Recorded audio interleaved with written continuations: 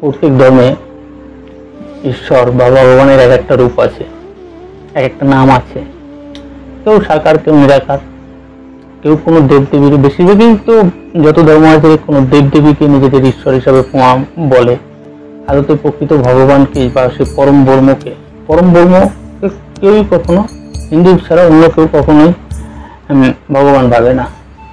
তারা কেউ না কেউ কোনো না কোনো দেবদেবীকে সবসময় ভগবান হিসাবে করতেছে এবং তারা প্রচার করে যে এই তাদের একজন ঈশ্বর। আদতে তা নয়, কারণ পরম ব্রহ্ম মানে হচ্ছে পরম বাস্তবতা।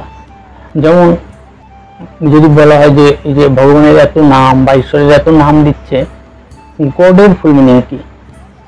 কেউ কি বলতে পারবে গডের ফুল মিনিং?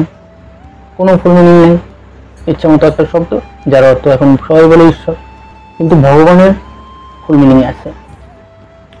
ভগবান একসাথে মিলিয়ে যে অর্থ করা হবে সেটা প্রকৃত অর্থ নয়। প্রকৃত অর্থ পেতে হলে ভগবান শব্দটার ফুল মিনিং, যেটা পরিপূর্ণতা খুঁজে বের করলে যেটা পাওয়া যায় সেটা হচ্ছে ভ মানে ভূমি, ভূমি মানে জমি, পৃথিবী, মাটি, গ মানে গগন, আকাশ, তারপরে বয়ে আসলে বায়ু, আকারে আগুন, আর নয় নির বা জল।